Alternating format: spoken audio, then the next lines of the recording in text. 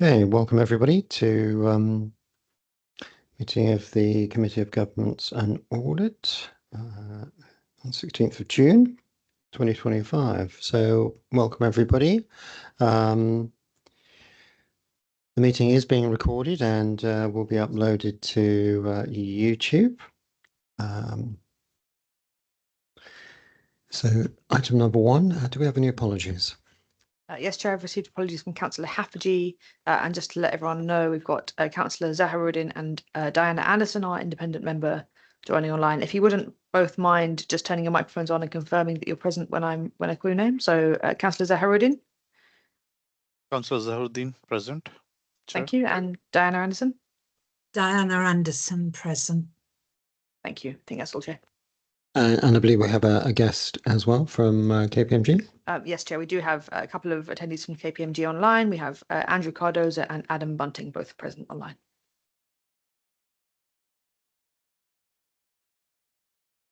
Splendid. Item two, declarations of interest. I have to ask if there are any declarations of interest, and if they are, make sure the members state the nature of the interest. There are no declarations of interest. So move to item 3, which is to look at the minutes from the last meeting. It was quite a long meeting with some very important reports. So first, I want to ask if there are any points of accuracy in the minutes.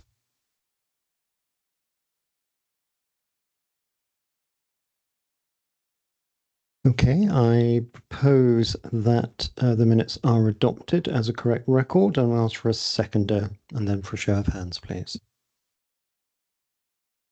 Councillor Allen, happy to second, Chair. Thank you, Councillor Allen. If we have a show of hands, please.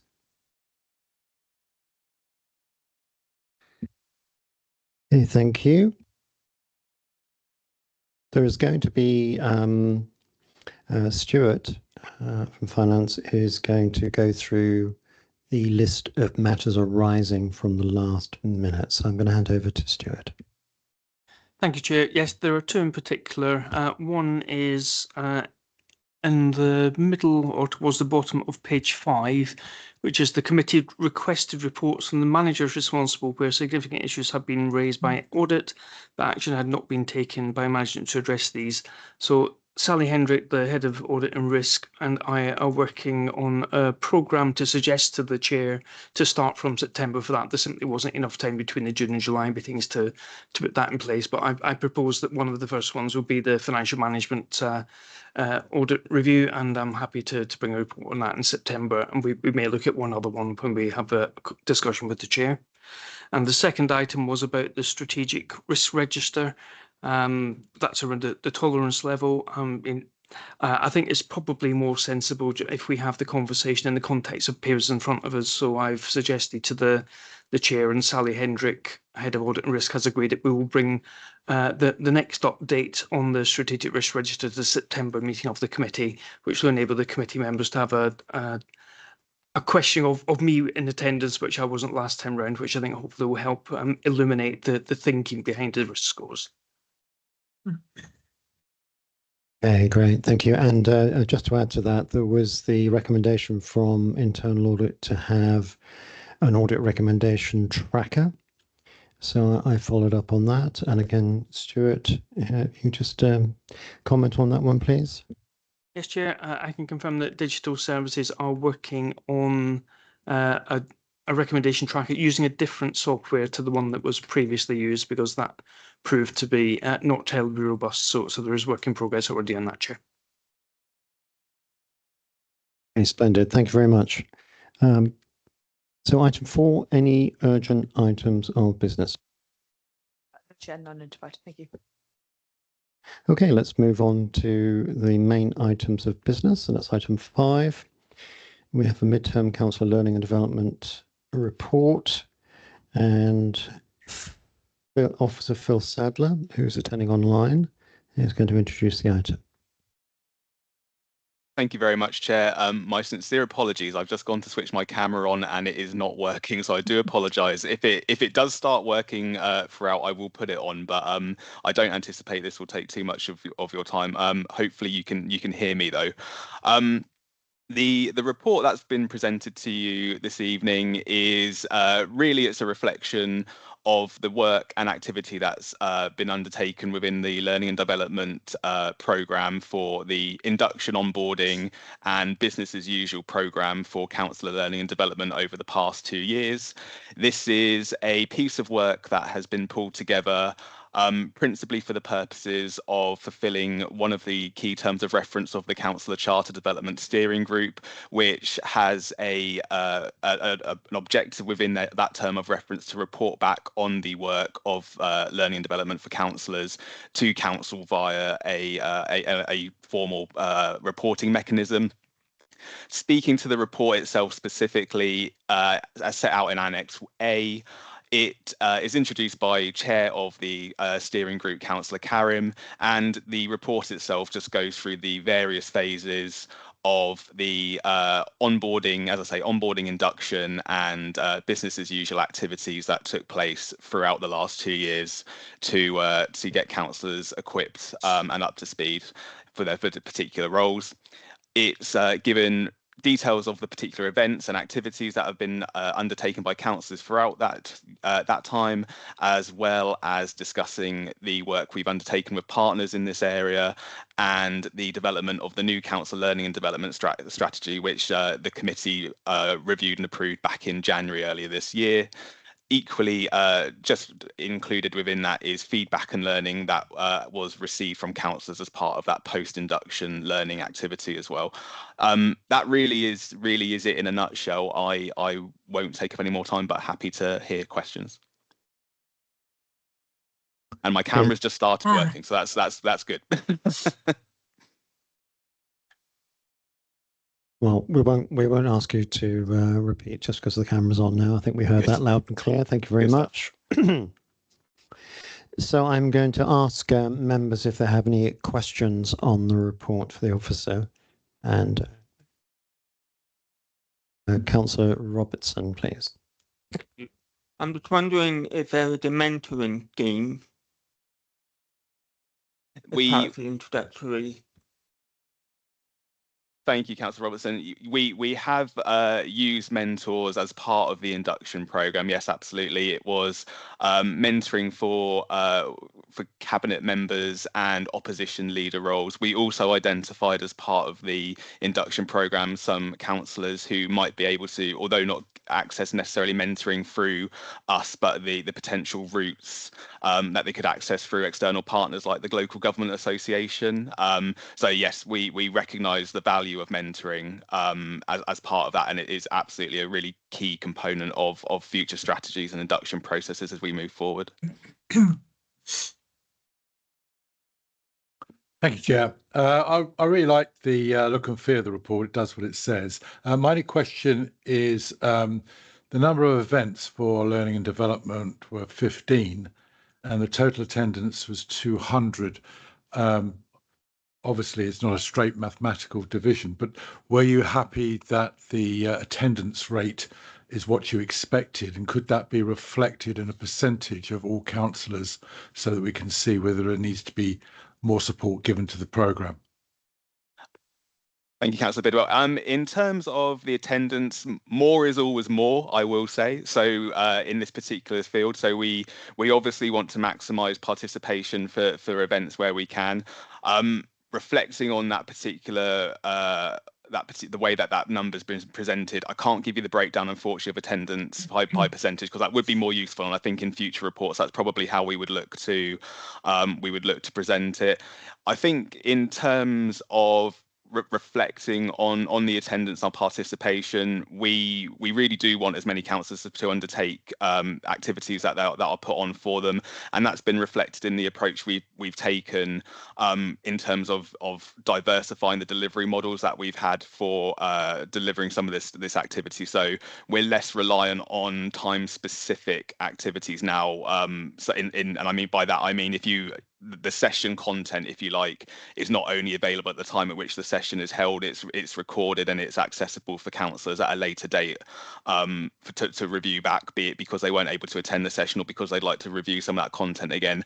But absolutely, we always welcome as much encouragement from group leaders, whips, and member to member support to get as many bums on seats as it were, virtually or in person, for any of these sessions. Yeah, thank you. That's really important, because to have the material available after the event means they can have some sort of continuous reassessment. And that was going to be my next question, was is there a mechanism where councillors without prejudice can come back and say, well, actually, the learning at the time wasn't really appropriate. And I know that there's a lot to take in for new councillors, that maybe, after 18 months or halfway through the term, there's an opportunity for them to say, well, now I get the business of council, but I need to be able to hone my skills within any particular role I have. Is there any way of being able to encompass that in this report? Probably not succinctly in this particular report, but I'll definitely take the point on board for the next time we compile something like this and present it again.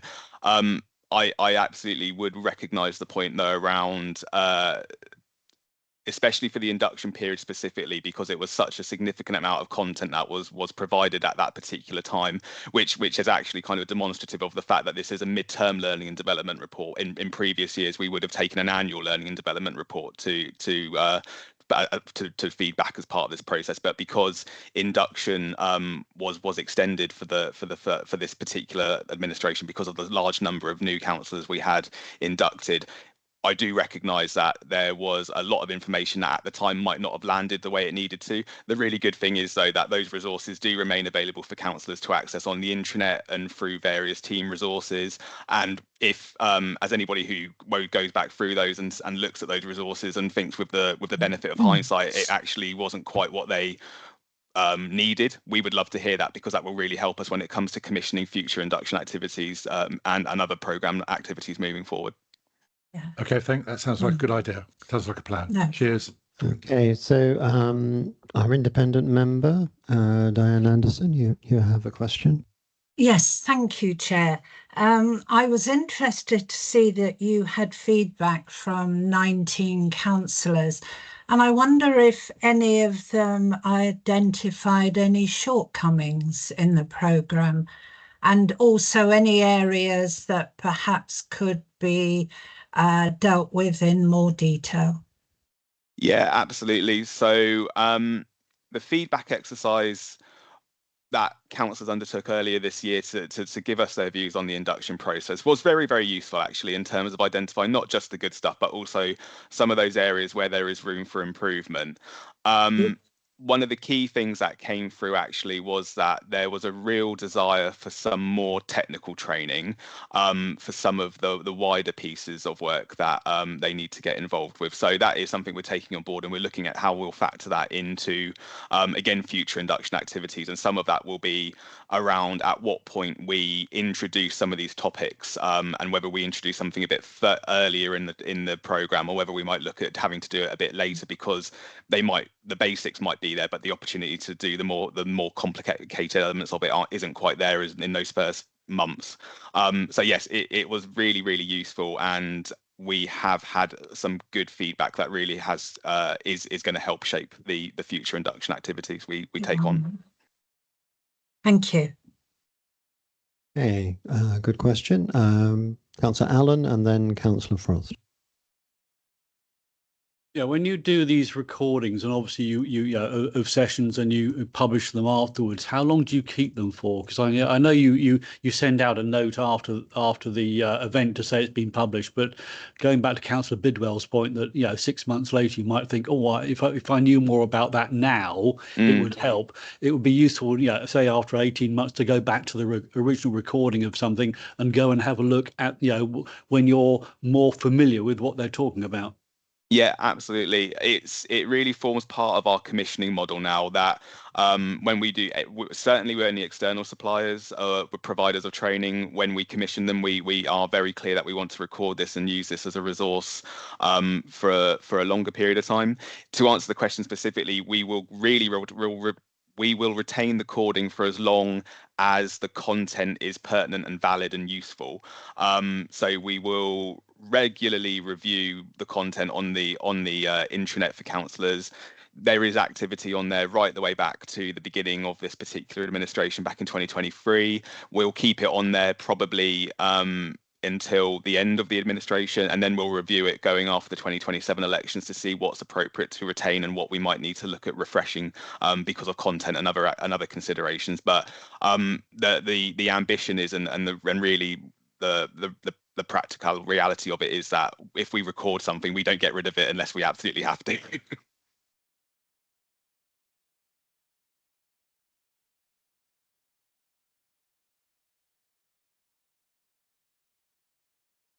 Okay, Councillor Frost is just adjusting his technology. Thank He'll you. be on shortly. Sorry. Thank you.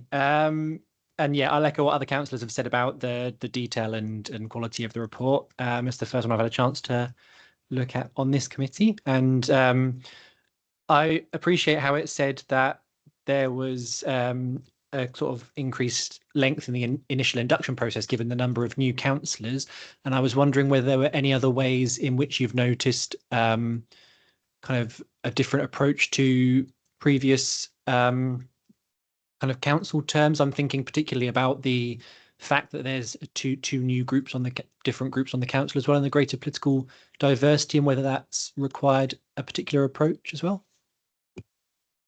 So not so much because of the political diversity of it, because I'll say the advice we give and the learning and development activities we give is really applicable for all councillors in terms of equipping them with the right knowledge and skills to make decisions for the roles that they occupy. But certainly in respect of needing to take account of a cohort of councillors with different learning styles, different life commitments outside of the council, and that's been factored into a few different ways of us targeting the activity that we've commissioned and undertaken. So for example, as I say, the recording of training sessions, it was something we dabbled with, if you like, before 2023, but because it was something that was kind of being slowly introduced at that point, it was turbocharged, if you like, after those elections, because we recognized that not everybody might be able to attend a session at a particular point at an already busy period. Equally, in terms of the content, we were very aware that the content needed to be accessible for people who were first-term councillors, who needed to get the basics as well as the more complex stuff as well. So that was somewhat captured in the elongation, if you like, of that induction period. It was because there were more variables involved more than anything else, and we didn't want to have anybody left behind. We wanted to try and give as much opportunity to as many of you as we could at the time. Okay, any further questions? Oh, yeah. Independent member? Yes, thank you again. I've just got one more question. Did you find that there was a particular learning format that was more effective than others? Oh, it's an interesting question. I would say it's very subjective on the learner, if you like, which is a vague and possibly an unhelpful answer. I think, but what we were very keen to recognise, and that was something that really came through the strategy itself when that came to this committee back in January, was as part of that strategy, we more formally recognised different learning styles for that councillors are like everybody else in a professional workplace. We all have different learning styles, and the approach we took was to introduce the Honey and Mumford learning cycle, learning style approach to reflectors, activists, that kind of, not so much categorization of people, but to give councillors a recognition of their their learning style and what works best for them. And then the aim of that is to, or the aim of that was to ensure that people could recognize what works for them and then access the resources in a variety of formats that they felt they would then be able to get the most out of.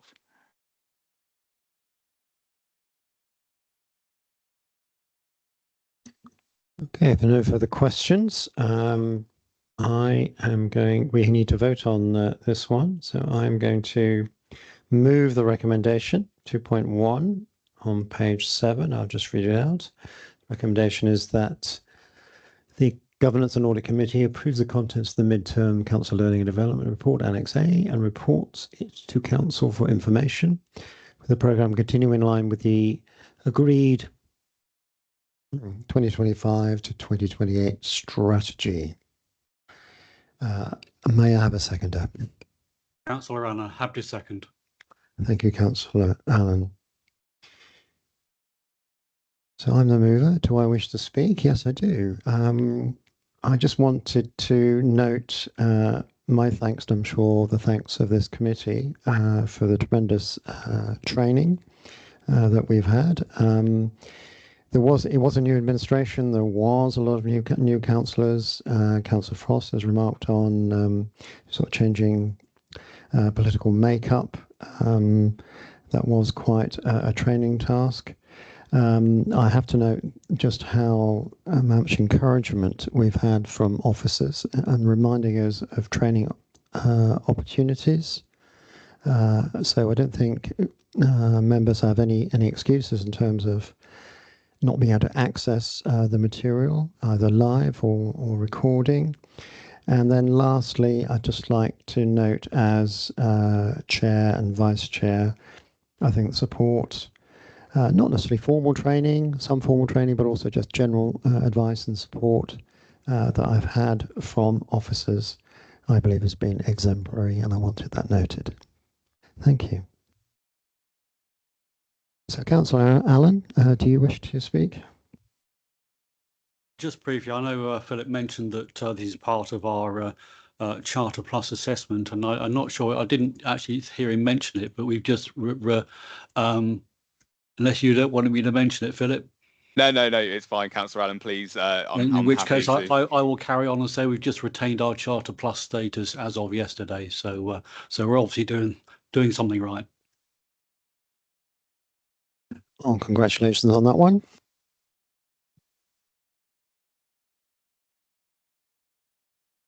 Any other member that'd like to speak?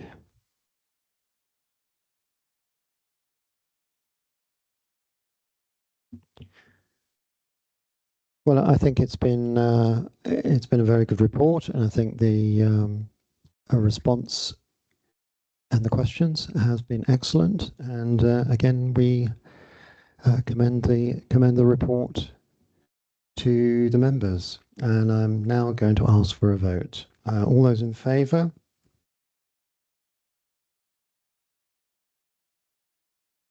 I believe that's unanimous.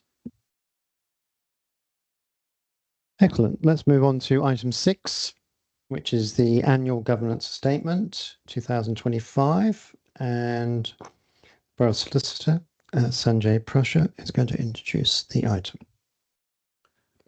Thank you, Chair. I'm not going to say a huge amount by way of a preamble, because this is a report which is presented annually, and members will see that the format and structure of the report reflects that in previous years.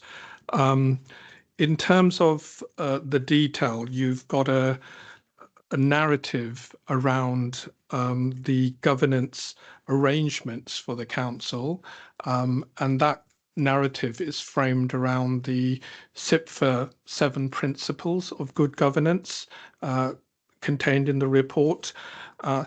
The structure in terms of the governance arrangements doesn't change significantly from year to year.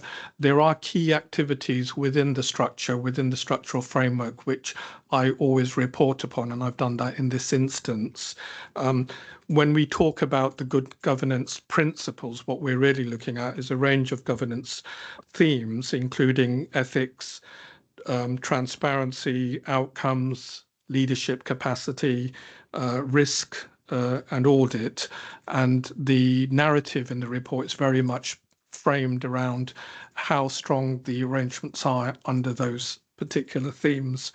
The report contains a narrative. It also, you will see in Appendix A, includes feedback against the actions which were put forward in the last annual governance statement. And in Appendix B, it also sets out an action plan for the 12 months ahead. I think that's all I really was going to say in terms of substance. Happy to take questions. I just wanted to point out there is a typo, which for the record, on the covering report. It refers to the Accounts and Audit Regulations 2011 on paragraph 5.1.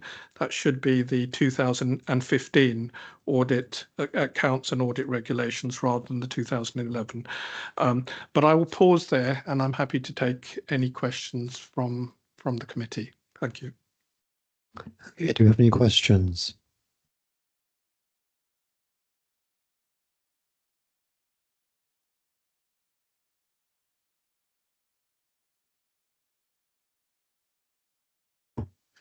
Councillor Zaharuddin, please. Thank you, Chair. Whistleblowing review, which has been brought forward from 24-25. So the implementation deadline shows as December 2025. If I understand correctly, this will be a review of a further review for 25 relevant to 25-26 from what's been already put in place for 24-25. Is that correct, Sanjay? Thank you, Councillor. It's not quite the case. It's the fact that the whistleblowing review has been carried over from last year, and that's just been due to workload. So we didn't have a review over the last 12 months. Part of the reason was that we're looking for awaiting new legislation under the Employment Rights Bill, which was going to cover whistleblowing. The bill has been published in the last few days. We will be looking at that and identifying what changes may need to be made. But in any event, the whistleblowing policy and procedure of the council has been ripe for review for a number of years. In fact, the current whistleblowing policy came into effect in 2013, so it's been ripe for review for a while. I will personally take responsibility for ensuring that the whistleblowing policy is brought up to date, and also there will be a communications plan to make sure that all staff are aware of the provisions within the policy and how individuals can make a disclosure, what's called a public interest disclosure under the policy. So that's all in the pipeline over the next 12 months. So by the time we come back for the next year's review, we should have an amended policy in place. Can I ask a supplementary question, Chair? Yeah, please go ahead. Thanks, Sanjay, for the clarification. And I remember we mentioning this in our last statement as well, regarding one of my concerns where whistleblowing policy is something that needs to be ideally up to date and should be prioritized. I welcome your comments about prioritizing this, but is there anything we can do to make sure it doesn't get carried forward again, and we ensure that this is given due priority it very rightly deserves, please? Thank you, Councillor. No, absolutely. It's now that we've got the bill in place, what we were concerned about was to introduce changes only for those changes to be usurped by provisions within the bill. That won't be the case now. So we've got the green light to proceed, and that's a process which I'll be beginning in the autumn and hopefully have it concluded by the beginning of 2026 for inclusion within the next year's statement. So it will be completed. It is a priority. Thank you. Thank you. So I just have a very minor question just about the process. So the recommendation is the draft annual governance statement. When does this become final? This is effectively final from the point when it's from the point when it's signed by the leader and the chief executive. It doesn't go to council. This committee has the authority to actually sign off the document. Okay, thank you. We have no further questions. I'm going to move the recommendation for voting. So it is paragraph 2.1. I'll read it out. That the draft annual governance statement and action plan appended to this report be approved. Do I have a seconder? Chair, Councillor Allen, happy to second. Thank you, Councillor Allen.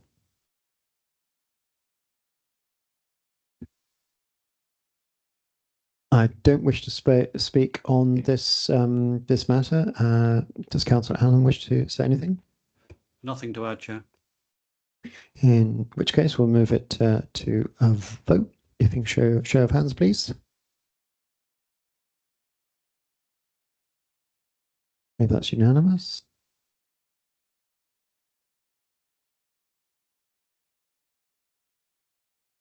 Right, well, that completes the business for this evening, and I just want to close by saying thank you to everyone for attending, both in person and online. Just noting that we had 2 members of our external auditors attending the meeting online. Thank you for that. That's noted. And good evening, and see you next time. Thank you.